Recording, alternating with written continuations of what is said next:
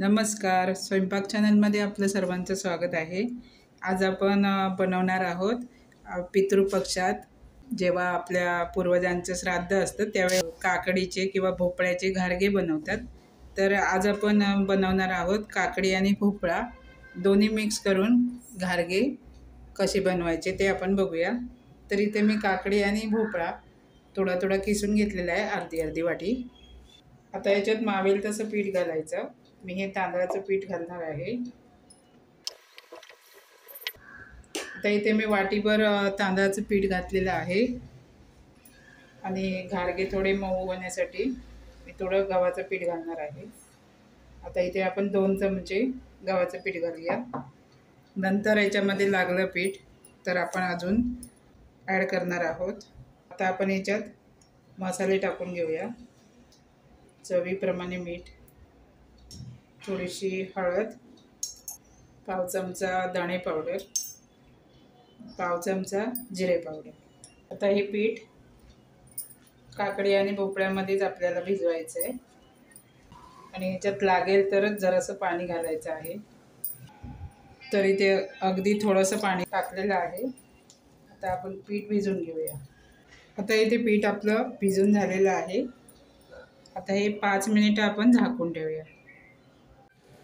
आता इथे 5 मिनिटं झालेली आहेत। आपलं पीठ छान भिजलेलं आहे।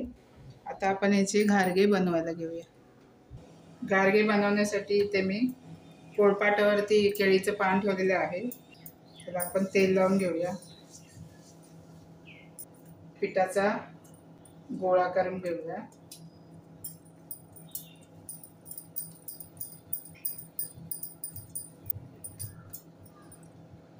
थोडं हातावरती तेल लावून घ्यायचं आणि आता आपण घारगे थापून घेऊया। एकदम पातळ किंवा एकदम जाड न थापता अशी थापायची मध्यम। आता इथे आपलं तेल सुद्धा गरम झालेलं आहे। तर आपण घारगे सोडूया।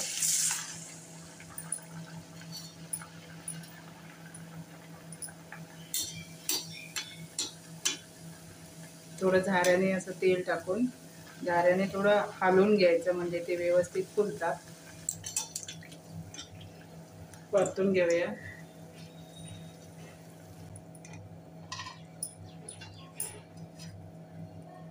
काढून घेऊया। असेच आता आपण सर्व घारगे बनवून घेऊया। सर्व घारगे इथे मी तळून घेतलेले आहेत। आपले श्राद्ध पक्षात पितरांच्या नैवेद्यासाठी बनवले जाणारे काकडी आणि भोपळ्याचे घारगे तयार आहेत। तुम्हाला जर व्हिडिओ आवडला असेल तर व्हिडिओला लाईक, शेअर, कमेंट करा, सबस्क्राईब करा आणि बेल आयकॉन क्लिक करा। धन्यवाद।